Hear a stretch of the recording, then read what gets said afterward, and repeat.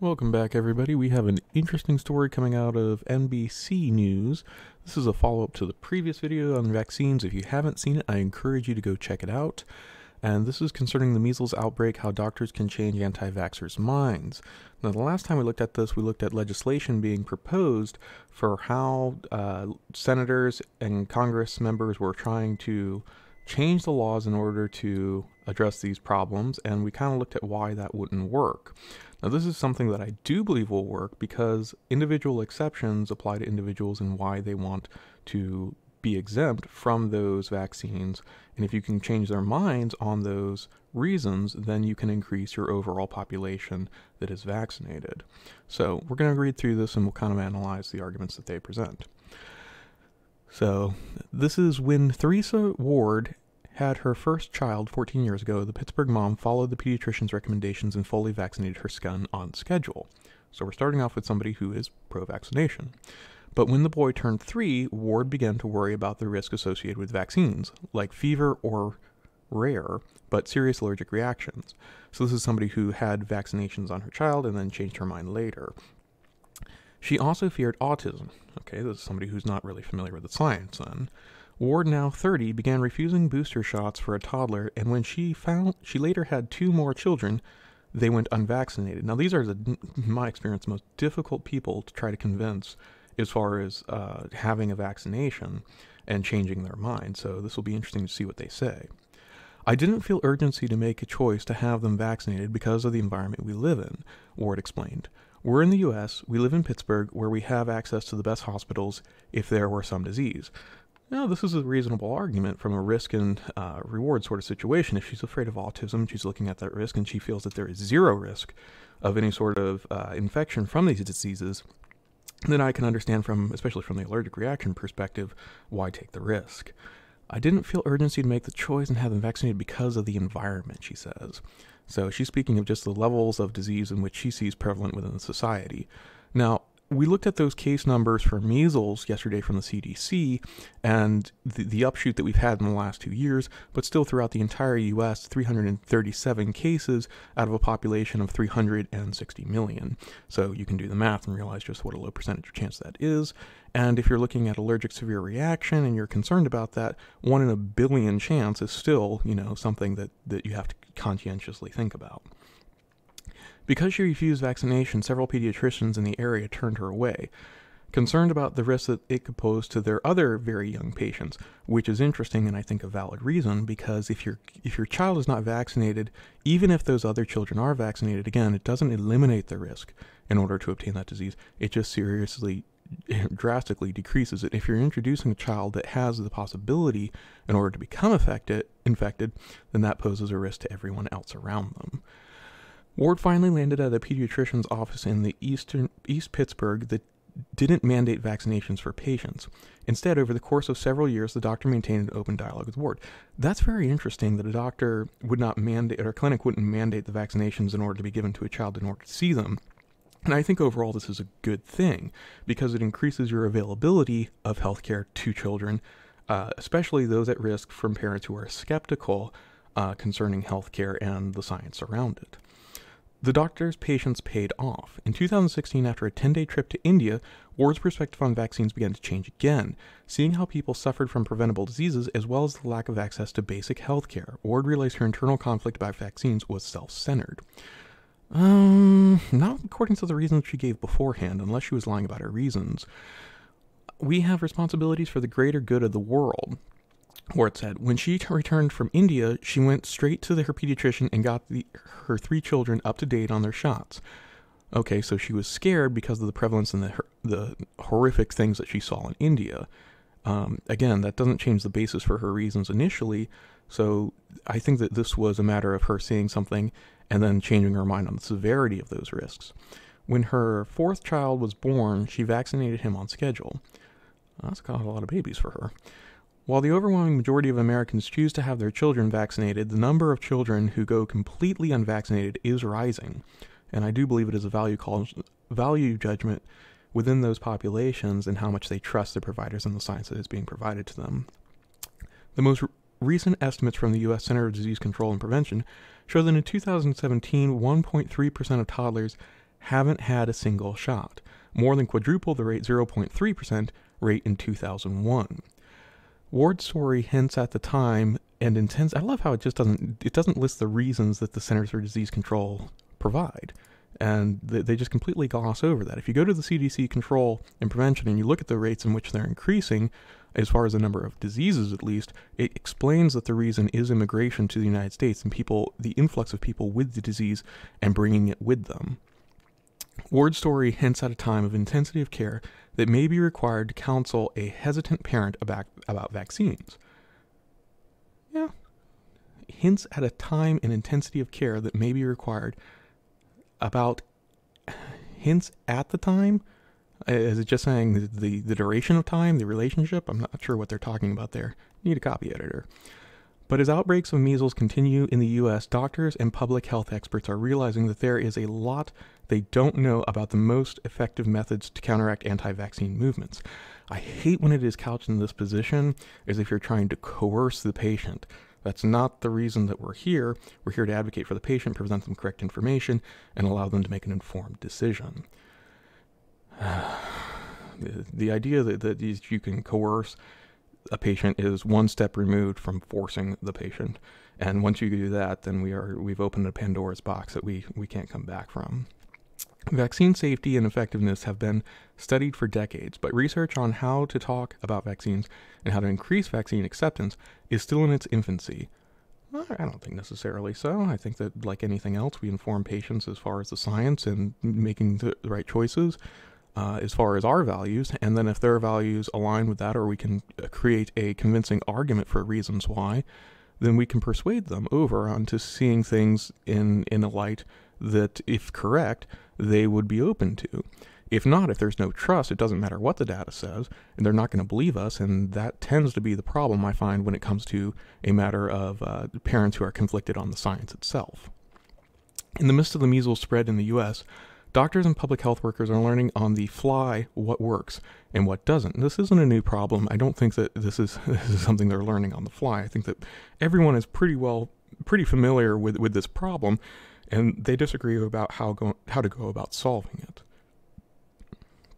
When it comes to communicating with vaccine-hesitant parents and communities, these outbreaks are showing us that we're behind the curve when it comes to vaccine communication research, said Washington Department of Health Secretary John Wiseman.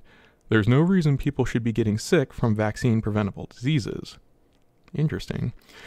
I'm not sure what he means by there's no reason for that, as if it's suggesting that data showing that they are, or if he's just trying to counteract arguments from people presenting that as a reason. And the little that is known has yet to scale up or spread to every single doctor's office and local public health department, said the epidemiologist Dr. Saeed Omar, a vaccine and infectious disease expert at Emory University in Atlanta. We have no coherent program for vaccine communication, said Omar. Omar and Wiseman both testified before a Senate committee hearing, and I'm just commenting on it, I don't think that standardizing the approach and how we communicate about vaccines is necessarily a great idea. A cookie-cutter speech is not something that's necessarily good for a communication with health individuals. It might be great for a sales pitch, not necessarily for communicating how we deal with health initiatives for our patients. Senate committee hearing, I certainly wouldn't trust a doctor if he started giving me a sales pitch that I had heard at a previous doctor in the exact same way. I'd be like, okay, this is a scripted sales pitch, and I'm not interested in that when I'm receiving healthcare. On March 5th, to call for some of the funding for vaccine communication research to combat the spread of anti-vaccine messages. Is it true? That's really what matters to me. Is the information correct, or is it incorrect? If it's not correct and you're trying to spread information, that's simply propaganda. If it is correct, then all you are doing is disseminating information that is true. So I don't think you need to have a special means of communicating that in a scripted way. The lack of a standard operating procedure for vaccine communication is apparent in the ways individual municipalities choose to respond to the current outbreak of measles. Is apparent in the ways that individual municipalities choose? They can go about it in any way. That sentence makes no sense. After an outbreak of measles in Rockland County, New York, local offices issued a temporary 30-day ban on unvaccinated children from public gathering spaces. The controversial policy has seen an aggressive, but resulted in at least 700 additional mumps, measles, and rubella vaccinations through free clinics, according to Rockland County Department of Health. But the move caused an outcry from the area's Orthodox and Hadeistic Jews community. Now, this is where we looked at the Center for Disease Control information that had brought those cases in. I believe it was 72 cases had influx from immigration resulting within that religious community. And a state judge issued a preliminary injunction against the ban on April 5th. It's too soon to know if the public bans like Rockland are effective in increasing the vaccination rates, Omar said. Wiseman declined to specifically comment on Rockland's ban, but said that if the public health were adequately funded in the U.S., there would be no need for such orders. That's utter malarkey. It's not a matter of funding. Vaccines are cheap. And it's not a matter of cost. Nobody denies vaccines because they can't afford it. And there are plenty of charities which would be more than happy to pay for these if that were the case. That's utter lies. So, this is interesting though, with the Hadeistic Jewish and Orthodox Jewish communities and the preliminary injunction ban against it, because of the result of that, they went to the state Senate, and senators have proposed removing those religious exemptions to try to prevent that from happening again.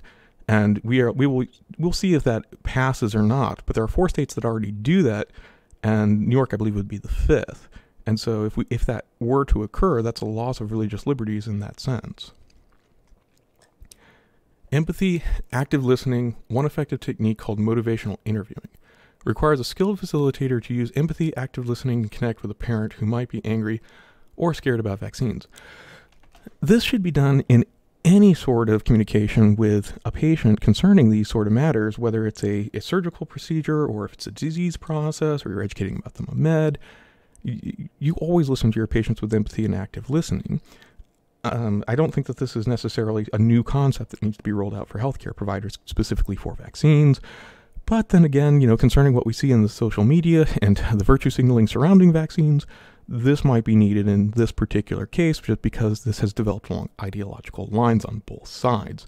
And so what you have is a bunch of people who oppose vaccines, and they may not know the science, or they have a religious objection, or they may have health concerns, and so they express these concerns, and then you have healthcare providers who categorize them or try to put them in a box, and then basically what I tend to find is they look at it along the lines that they're denying the science, and then they treat them as if they're idiots or endangering their children, and there's an offense that results from that breeds resentment.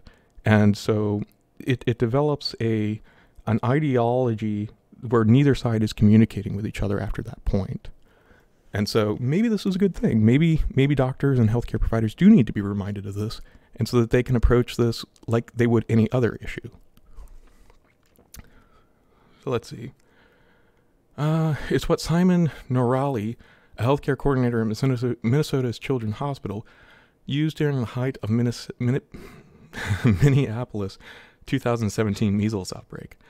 The Somali community in Minnesota used to have high vaccination rates, on par with the general population.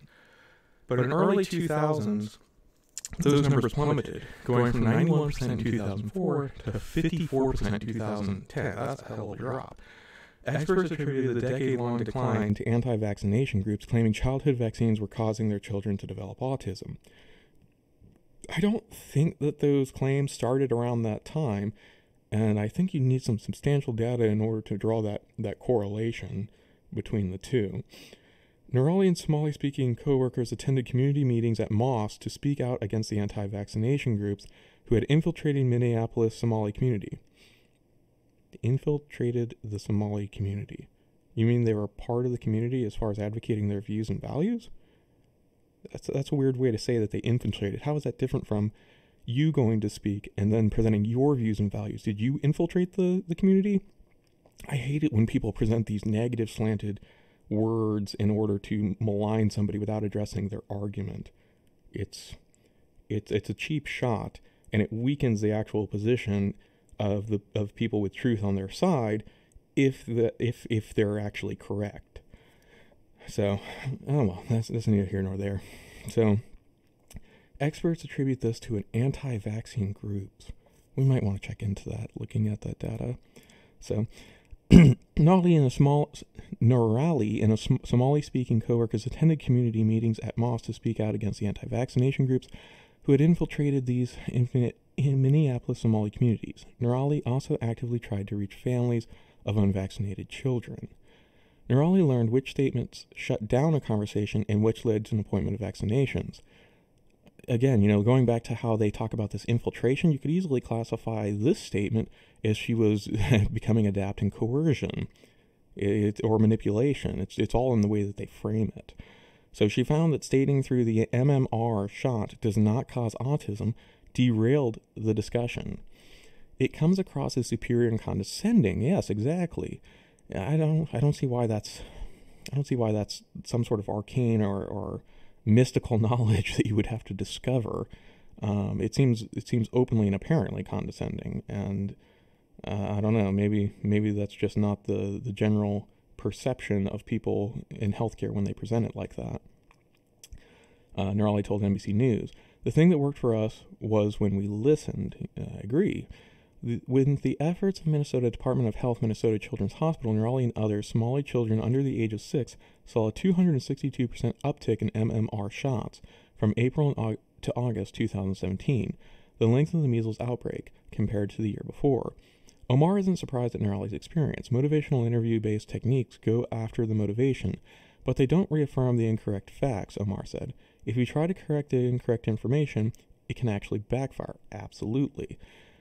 I don't believe that this is a shock to the medical community. I really have a hard time believing that.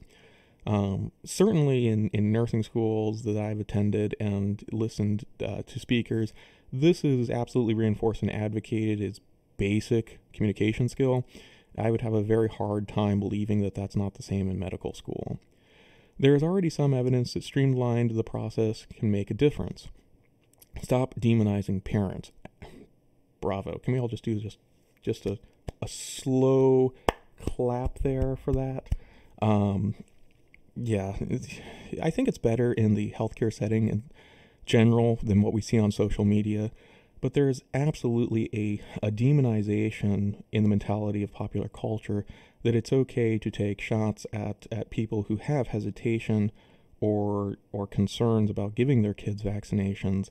And that just drives them underground. It shuts down the conversation, and it doesn't actually advocate or progress the movement towards getting a child vaccinated.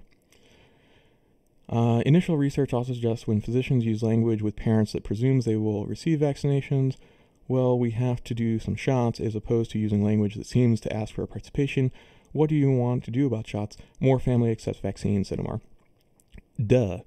I mean, imagine your doctor just going in and saying, well, we're going to need to do surgery, and, well, that'll be the end of that conversation. I mean, how would you react? You might want a second opinion, might want to know a little bit more about that, might want to, find out something or have some concerns addressed. It's just basic communication here that's lacking. In order to reach vaccine hesitant parents, public health professionals and researchers have to stop demonizing them, said Marissa Carrion, an assistant professor of technical communication at Georgia Southern University. The next step is to sit down with the parents one-on-one, a difficult task considering that physicians aren't reimbursed for vaccine counseling. Have a nurse do it, she said. In 2017, study Carrion had conducted 50 in-depth interviews with mothers like Ward, who chose not to vaccinate their children. A few were completely dug into their position, but Carrion found most were simply looking for healthcare providers to address their concerns.